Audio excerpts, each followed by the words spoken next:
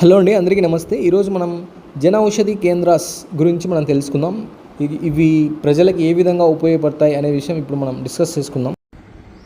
జనరల్గా ఈ జన ఔషధి కేంద్రాస్ని మనం ఏమని పిలుస్తామంటే పిఎంబిజేపీ అంటే ప్రధానమంత్రి భారతీయ జన ఔషధి పరియోజన అని పిలుస్తాం వీటిని. ఈ కేంద్రాలు అనేవి మెయిన్గా ఎందుకు ఎస్టాబ్లిష్ అయినాయంటే మన డిసీజ్ బర్డన్ ఎక్కువైపోయి బిలో మధ్యతరగతి వాళ్ళు ఈ మెడిసిన్ని అఫోర్డ్ చేయలేకపోతున్నారు. సో నాణ్యమైన అంటే జనరిక్ మెడిసిన్ని తక్కువ ధరకే అందించాలనే ఒక ఉద్దేశంతో ఈ ప్రధానమంత్రి జన ఔషధి కేంద్రాస్ అనేది ఎస్టాబ్లిష్ చేయడం జరిగింది.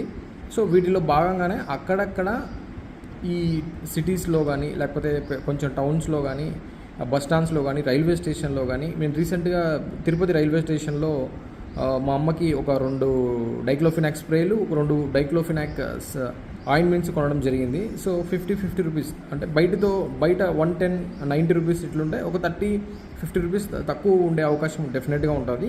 ఇవి ప్రజలకి అందుబాటులో ఉండాలి, ప్రజలకి నాణ్యమైన మెడిసిన్ని తక్కువ ధరకే అందించాలనేది ఇది కేంద్రాస్ ఒక మెయిన్ ఉద్దేశం. ఈ సెంటర్స్ ఇప్పటి వరకు 14,000 వరకు మన దేశంలో ఉన్నాయి. అదేవిధంగా వీటన్నిటిని మెయింటైన్ చేసేది, ఈ కేంద్రాస్ని మెయింటైన్ చేసేది ఏంటంటే పిఎంబిఐ అంటే pharmaceutical medical bureau of India అనమాట. ఇది ఒక సొసైటీ యాక్ట్ కింద ఇది రిజిస్ట్రేషన్ అయి ఉంటుంది.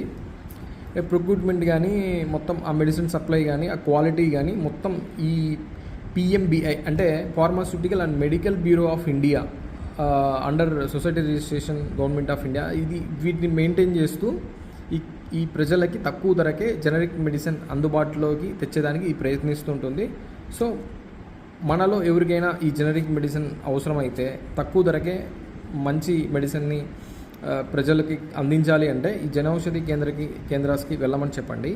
కాబట్టి గ్రామ లెవెల్లో కమ్యూనిటీలో ఎవరికైతే ఏ ప్రజలకైతే మన దగ్గర ఉన్న 105 మెడిసిన్స్ కన్నా లేనేటివి ఆ లిస్టులో లేనేటివి ఉంటే ఈ జన ఔషధి కేంద్రాల్లో తక్కువ ధరకే దొరుకుతాయి అనేది ప్రజల్లోకి వెళ్ళాలి.